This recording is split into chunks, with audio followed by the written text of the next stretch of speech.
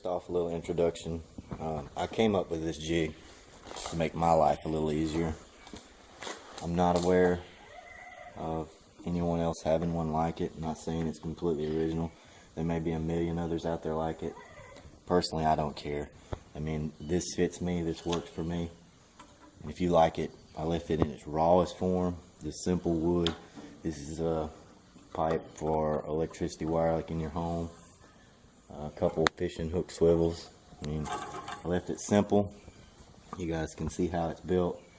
If you would like to use it, feel free. For the novice Clapton builder. It's not for your old school gurus. Of course, you can use it. I'm sure you're going to hate on this design. You have your certain ways and your certain techniques of doing things, and I respect that. I personally have only been building coils a couple weeks, Clapton wires a couple weeks, and I don't have that technique down. It's really frustrating.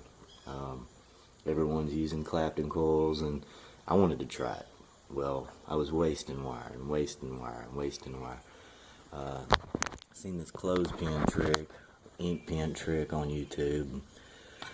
Anyway, I knew it would work because I seen it, but I still had issues with the wire feed spools. I was hanging up in my hand. It was getting caught on my finger. I needed stability in my hand as I was working the jig, or the wire rather. That's why I come up with the jig, to offer stability and support in my hand. And then I thought, hey, I can free spool my wire on there, make things easier. I'll have a little workstation that's always there. I can just grab it and go. And this thing weighs like 3 pounds. So then I incorporated my drill, and it's working great for me. The problem with Clapton that I was having was this spool. I'm either holding it too tight, too loose. It's working its way up my hand. I have to reposition. Tried putting it on my finger, and it rides up my finger, gets stuck, these little wires. It just really sucked, and I couldn't keep a constant control. But with this setup, with the wire spooled, I can actually lay my hand on top of the spool, while this is in here, of course, sliding. I can squeeze it with my fingers or gently place my hand on top of it and have more stability and control. My hand will stay the same level. I can keep the same tension on the spool throughout the whole Clapton process. Really works great. But what I want to show y'all today is the clothespin trick. I fed that through there. I have it wrapped on a chuck of my drill. Very simple, very quick process for someone like me who's a newbie at making Clapton wire. So I just fed my feed wire through the clothespin. I also have another clothespin there just to keep me from coming unwrapped till I'm set up. That'll be removed later. Now we feed this through and into the chuck of the drill. I want to drill a hole in the side of this.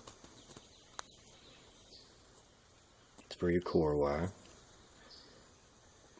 And down the middle, all the way through, is for your wrap wire. Once you have your holes drilled, you take your wrap wire, go through the spring, open it up, and come all the way out through this side hole. And then it'll be clipped onto the core wire. Set this up, you'll want to twist the drill a little first, get your clothespin centered. It's going to be kind of wasteful on the first few inches of the wire. Once you get it set up and going,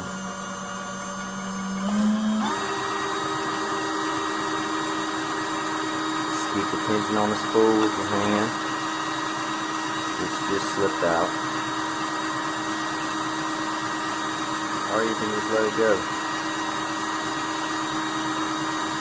As you can see, it's self-feeding itself. I don't know if you can see from this angle.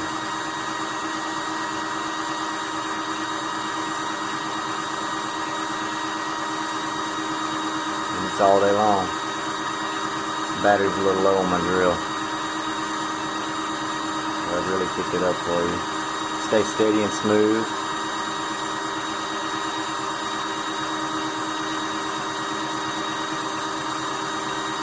So you could almost even take a nap.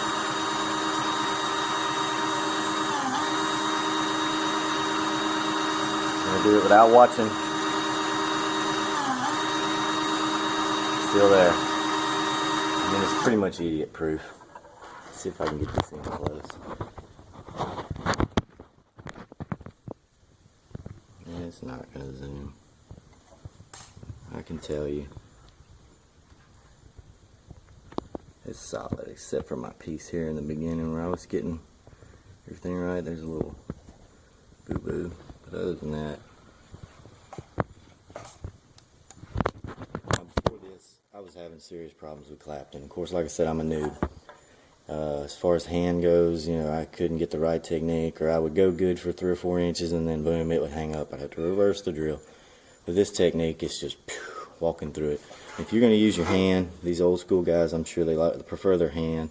All this really offers you is stability with your hand and control. And like I said, you can wrap that wire with your finger.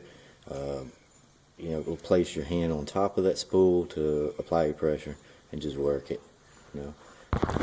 But other than that, that is the jig. I didn't come up with this idea. Stole this off of YouTube, the paper clip. I mean clothespin. I've seen people use ink pens, they've used coil heads, whatever blows your dress up. As far as me, I like it. I have used this setup doing dual Clapton wraps, and it works pretty good. If you're going to do a dual Clapton, you're going to spool 2 wires on here. And I made me this little double barrel attachment, 2 plastic tubes, and I actually feed both leads through this, one or the other. And as it's going, I hold this in my hand. I don't use the paper clip with the dual, just finger it all the way down. It works out pretty great.